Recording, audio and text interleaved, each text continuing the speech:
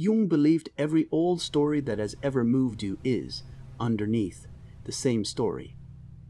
There is a treasure, and it is hidden, and it is hard to reach. It lies at the bottom of the sea, or deep in a cave under the mountain, or in a garden behind a wall, and it is guarded by something terrible, a dragon, a serpent, a beast that has never slept. And the one who wants the treasure cannot send for it and cannot buy it. He has to go down himself into the dark, past the guardian, and take it with his own hands. Tonight, Jung wants to tell you what that treasure really is and why it is always, without exception, hidden in the one place you do not want to go. The old seekers had a name for it. They called it the treasure hard to attain, not the treasure difficult to obtain in the way that expensive things are difficult, where you simply need more money or more time. Hard to attain in a deeper sense. Hard in a way that no amount of cleverness or wealth can shortcut, because the difficulty is not out in the world. The difficulty is in you. The treasure is hard to attain because of what it asks the seeker to become before he is allowed to hold it.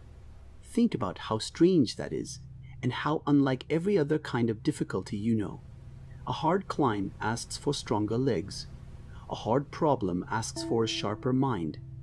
But this treasure asks for something no training of the body or the intellect can give you. It asks you to face the parts of yourself you have organized your entire life around not facing. A man can be brilliant, powerful, accomplished in every outward way, and stand no closer to this treasure than the simplest person alive, because his cleverness and his power are exactly the tools he has used to avoid the descent. The hardness is not in the world's resistance to him. It is in his own resistance to himself. And that is the one obstacle that no amount of worldly strength can push through, because the strength itself has become the wall. Look closely at where these stories always put it. Never on the surface, never in the bright, easy, well-lit places, always down, at the bottom of the water, which is the bottom of the soul, in the cave, which is the inside of the earth and the inside of you, in the underworld, the land of the dead, the place the living are afraid to enter. The location is not decoration, it is the whole meaning. The treasure is placed in the depths, because the treasure is something in your own depths, and you will only ever find it by going down to where it actually lives. And what guards it is the part of the picture people most misread. They think the dragon is an enemy to be hated, an obstacle that should not be there, a cruelty in the design. But the guardian is not an accident. The guardian is not an accident. The guardian is there precisely because the treasure is precious. A thing of no value needs no dragon. The terror that stands between you and the treasure is the measure of the treasure's worth. And the terror, when you look it in the face, is almost always made of your own material. The dragon is your fear, your shadow, the disowned and frightening parts of yourself you have spent a lifetime walking around. To reach the treasure, you do not slay some external monster. You go down and meet the very thing in yourself you have been most desperate to avoid. This is why the descent he spoke of before is not the end of the matter, but the beginning of it.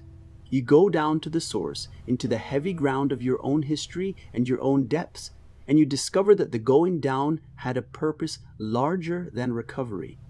There is something waiting down there. The deep is not only the place your buried pain lives. It is also the place your buried treasure lives, and the two are guarded by the same dragon, kept in the same dark, reachable only by the same frightening road. You cannot get the gold without going where the fear is, because they are kept in the same vault. Now John has to tell you what the treasure actually is, because every age has guessed at it, and most have guessed wrong. It is not gold, though they spoke of gold. It is not a jewel, though they spoke of a pearl beyond price. It is not power or knowledge in the way the world means those words. The treasure hidden in your depths is the whole self. It is the wholeness you were born able to become and have spent your life fragmented away from. It is the union of everything in you, the light part you show and the dark part you hide, the man you are awake and the vast country you only meet in dreams, gathered at last into one living center. That is the pearl of great price. That is the gold the seekers were truly after. It was never a substance. It was always a wholeness, and it was always inside. There is a reason it has to be hard to attain, and it is not cruelty, it is necessity. A wholeness handed to you for nothing would not be yours. You would not be able to hold it because you would not have become the kind of person whose hands are big enough. The difficulty of the road is not a toll you pay to a stingy keeper. The difficulty is the thing that changes you into someone who can carry what you came for. By the time you have gone down and faced the guardian and endured the dark, you are no longer the person who set out. The journey down builds the vessel that the treasure has to be poured into. That is why it cannot be skipped, and why every story that offers a shortcut to the treasure is a lie that ends in ruin. If you have ever sensed that the thing you most need is somehow tangled up with the thing you most dread, stay with him and subscribe, because this next part is the turn that the frightened seeker is almost never shown. Here is what Jung learned from watching this in real people, not in stories. The one who makes the descent does not make it alone, even when he feels most alone. Down in the deep, the seeker meets a figure, a companion, something that comes to stand beside him in the dark.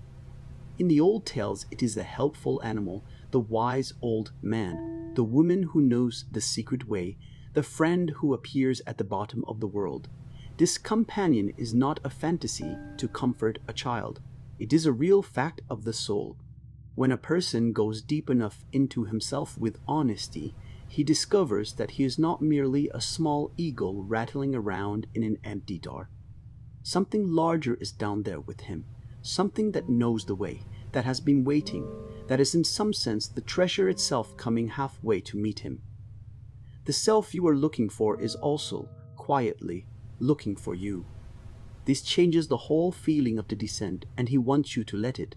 You have imagined the deep as an empty, hostile dark that you must enter entirely on your own resources, armed only with your small courage, hoping to survive. But that is not what the seekers found. They found that the deeper they went in honesty, the more they sensed they were being met. Something down there was not indifferent to their coming. It had been waiting, and it knew the way they did not know, and it came toward them as they came toward it. Call it the deeper self, the larger personality, the wholeness reaching for the fragment. The point is that you do not have to build the treasure out of nothing by force of will. You have to go down far enough to be met by what is already there, already yours, already turning toward you in the dark. Jung wants to be careful and clear here, because this is exactly the point where a person can hurt himself by misunderstanding him. To go down into your own depths does not mean to throw yourself into despair on purpose, to court your own darkness recklessly, to prove your own darkness recklessly, to prove your courage by drowning. That is not the descent, that is the catastrophe. The descent was meant to prevent. You go down the way a diver goes down, with breath and with a line and with the firm intention of coming back up. You go to retrieve something and to return with it, not to take up residence in the deep and call your drowning a brave adventure. The seekers who survived the descent were the ones who kept a thread tied to the world above, and the ones who did not keep that thread are the cautionary tales the others told. And the thread is often, in plain life, another human being. There are depths a person should not go down into entirely alone, and there is no shame whatsoever in that. The diver has a partner on the boat. The one who goes into the cave leaves someone holding the rope at the mouth of it. When the dark you are entering is the kind that has overwhelmed you before, the steady presence of a trusted person or of someone trained to help carry what is too heavy for one is not a sign that you have failed the descent. It is what makes the descent survivable. The hero in the story almost always has the companion, the helper, the one who waits. Take that detail seriously. It is in the story because the soul knows you were never meant to make the deepest descent with no one holding the line. There is a particular lie Jung wants to take from you tonight, because it keeps people circling on the surface their whole lives. The lie says that the treasure must be somewhere pleasant, that if you are doing the inner work correctly, it should feel good, it should be light, it should lift you up and never take you down. So people go looking for their wholeness in pleasant feelings and bright experiences in the parts of themselves that are already comfortable, and they find nothing because the treasure was never kept in the comfortable rooms. It was kept in the locked one, the very place you flinch away from, the memory you will not revisit, the feeling you have sworn never to feel again, the part of your nature you have decided is unforgivable. That is the cave. The flinch is the map. Whatever in you says, "Not there, anywhere but there," is pointing with a trembling finger straight at the dragon's door. So make the inventory you have spent your life avoiding. What is the memory you steer around, the one you have an unspoken agreement with yourself never to revisit?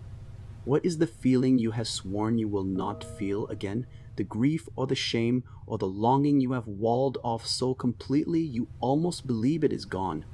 What is the part of your own nature you have decided is simply unacceptable, the thing that if anyone knew, you are certain you would not be loved? Each of those flinches is a marker on the map, and they all point the same direction, down toward the cave. You do not have to charge through every door at once, but you do have to stop pretending the doors are not there, because the treasure is behind exactly the ones you have bricked up.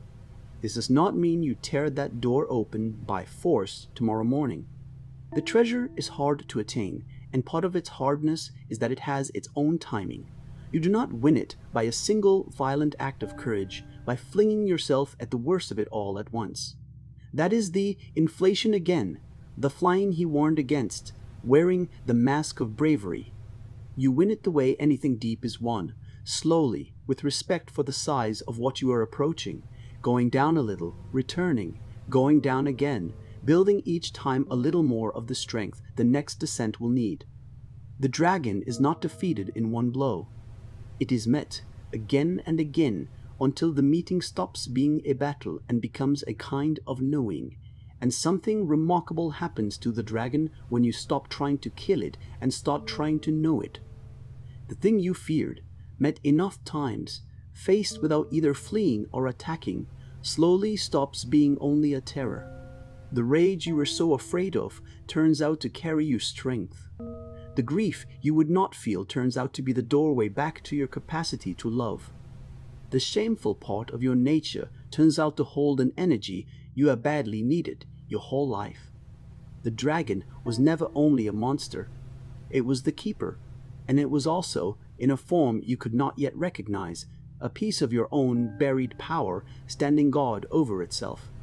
Faced long enough, the guardian and the treasure are revealed to have been all along two faces of the same thing.